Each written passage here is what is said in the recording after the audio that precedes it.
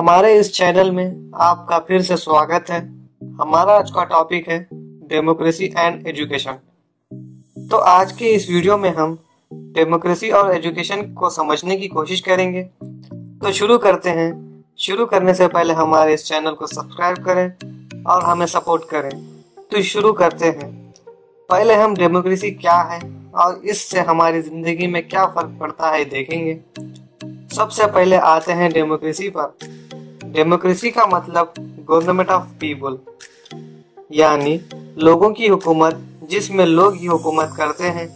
इस पर Abraham Lincoln ने डेमोक्रेसी की तारीफ इस तरह की कि democracy is of the people, by the people and for the people. लोगों की हुकूमत लोगों के लिए, लोगों की तरफ से। और राधे कृष्ण कमीशन के मुताबिक डेमोक्रेसी सिर्फ पॉलिटिक्स को रिप्रेजेंट नहीं करती, बल्कि ये एक ऐसी जिंदगी को रिप्रेजेंट करती है जो कि जात मजहब को ना देखते हुए हर इंसान इक्वली आज़ादी से जीने का हकदार है। अब डेमोक्रेसी के प्रिंसिपल को समझेंगे।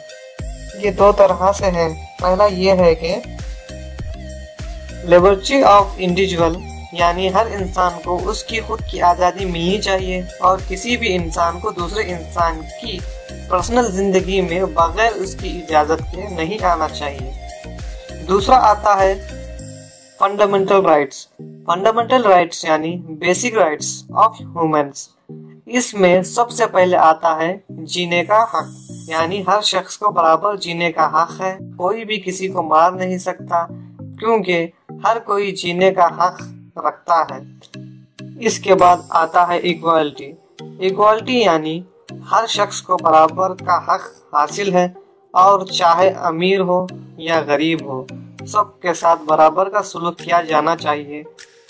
और अगला प्रिंसिपल रूल ऑफ लॉ है, जिसका मकसद ये है कि कोई गरीब आदमी गलती करता है तो उसको उस गलती पर जो सजा मिलती है, और अगर कोई अमीर आदमी सेम सही गलती करता है तो उसको भी वही सजा मिलेगी। इसके बाद है पॉपुलर सोवरेनिटी, जिसमें हर इंसान को अपनी खुद की पहचान बनाने का हक है और वो अपने दम पर कुछ भी कर सकता है। इसको तरक्की करने से कोई भी नहीं रोक सकता और ना ये किसी को हक हासिल है। इसके बाद आता है टॉलरेंस। इसमें यह है कि कोई भी शख्स किसी भी धर्म, जात और बिलीफ्स पर उंगली नहीं उठाएगा और तमाम मिलजुल कर एक साथ रहना चाहिए। अब हमें मालूम हो गया कि डेमोक्रेसी क्या है और इसके फायदे क्या हैं। अब हम आते हैं एजुकेशन पर। डेमोक्रेसी में एजुकेशन को किस तरह ट्रीट किया जाता है। जैसा कि एजुकेशन क्या है ये तो सबको मालूम है, हम इससे अच्छी तरह से वाकिफ हैं। अब डेमोक्रेसी में सबसे पहले आती है यूनिवर्सल एजुकेशन, यानी तमाम बच्चों को एक साथ एजुकेशन देना चाहिए।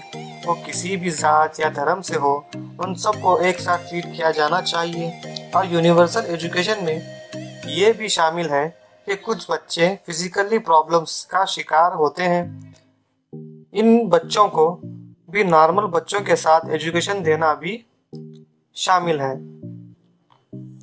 दूसरी और अहम चीज़ ये है इक्वल अपॉर्चुनिटी। इसमें तमाम बच्चों को बराबर हर चीज़ में इक्वली देखना चाहिए। वो कोई प्रोग्राम हो, ऐसी जगह हो जहाँ पर बच्चा अपना टैलेंट दिखाना चाहता है, इसको वो मौका देना ज़रूरी है। यानी उसकी तरक्की में जात पात धर्म ऐसी चीज़ें नहीं आनी चाहिए और सिर्फ बच्चा अपनी एजुकेशन और टैलेंट की बेस पर आगे बढ़ना चाहिए। अब इसके बाद आता है फ्री एजुकेशन, जो कि इंडियन कॉन्स्टिट्यूशन में आर्टिकल में है कि हर बच्चे को 14 साल तक फ्री में एजुकेशन मिलना चाहिए।